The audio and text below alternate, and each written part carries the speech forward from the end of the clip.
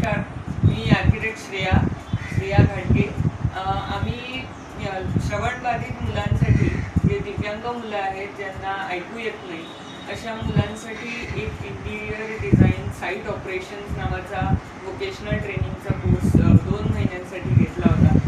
मी स्वतः आर्किटेक्ट आहे, माझे हजबंड पण आर्किटेक्ट आहेत.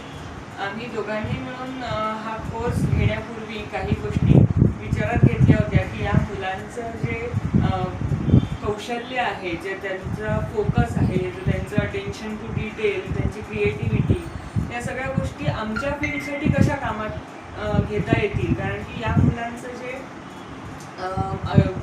करिअर असतं ते फार लिमिटेड गोष्टींमध्ये असतं. कारण त्यांना ऐकू येत नसल्यामुळे त्या डीमार्ट किंवा अशा कुठल्या वर्कशॉप्समध्ये वगैरे जाऊन फक्त मॉपिंग करणं किंवा फक्त सामान लावणं अशाच प्रकारचे कामं त्यांना मिळतात.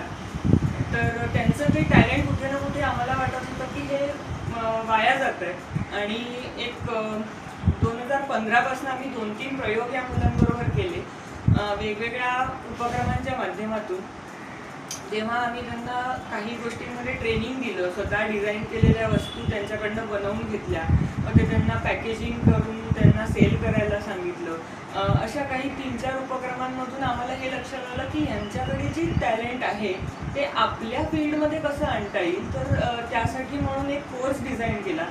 त्या कोर्समध्ये त्यांना जास्त बोलायचं काम पडणार नाही अशा प्रकारचा जॉब एक आयडेंटिफाय केला, जो होता की इंटिरियर डिझाईनचं जे साईट असते त्या साईटवरती डॉक्युमेंटेशन करणं.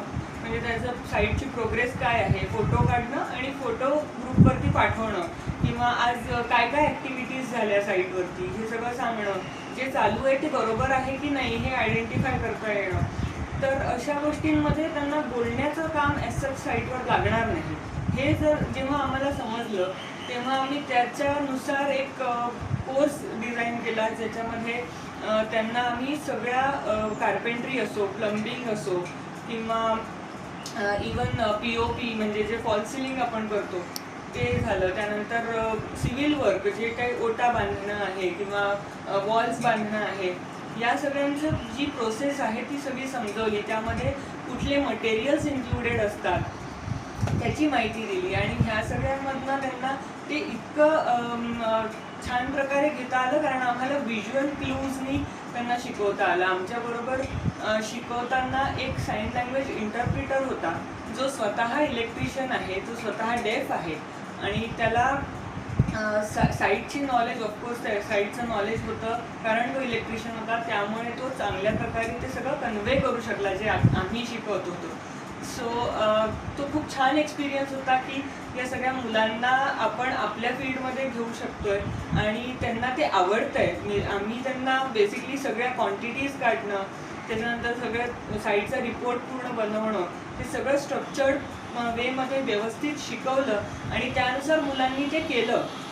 त्यांना ते करता आलं. ह्यांच्यामध्ये आम्हाला खूप मोठा आनंद होता, कारण की यांचं बॅकग्राऊंड काही नव्हतं. हे सगळे 12वी झाल्यानंतर आलेले मुलं होते. काही 2-3 जण असे होते की जे घरी, त्या बायका आहेत ज्या घरी स्वतः होममेकर आहेत, काही करत नाही, there is no job to them. तर ते आम्हाला एक छान वाटलं की हा ॲटलिस्ट त्यांना इंटरेस्ट आहे आणि ते काहीतरी करू इच्छितात. त्यामुळे ते आले आणि छान शिकले, त्यांना जमायला लागलं. हे बघून आम्ही काही IIAचे म्हणजे the Indian institute of architects Kalyan Dombivli सेंटरचे चेअरमन आणि सेक्रेटरी यांना अप्रोच केला होता. तर त्यांनी फार आम्हाला मदत केली, त्यामध्ये सपोर्ट केला. Chairman sir Shri Keshav Chikodi sir यांनी स्वतःच्या एखाद्या इंटिरियर साईटवरती सुद्धा आम्हाला इन्व्हाइट केलं आणि सगळ्या मुलांना घेऊन आम्ही तिथे गेलो. ते सगळं दाखवलं की किती छान साईटवरती काम चालतं, या साईटवरती आता काय प्रोग्रेस सुरू आहे, सगळं मुलांनी बघितलं, डॉक्युमेंट केलं, व्यवस्थित त्याचा रिपोर्ट बनवला. तसंच आर्किटेक्ट स्वाती नाचणे मॅडम या Kalyan Dombivli centre Indian institute of आर्किटेक्ट्सच्या मेंबर आहेत आणि त्यांनी सुद्धा त्यांच्या एका साईटवरती नेलं, सगळ्या मुलांना गाईड केलं. हा खूप मोठा मला वाटतं सपोर्ट एक महत्त्वाचा होता, जो हवा होता कुठे ना कुठे आम्हाला सगळ्यांना, आणि तो मिळाला. आणि शेवटी आम्ही त्यांच्याकडनं एक ज्युरी म्हणून त्यांना इन्व्हाइट केलं होतं इंडियन इन्स्टिट्यूट ऑफ आर्किटेक्ट्स.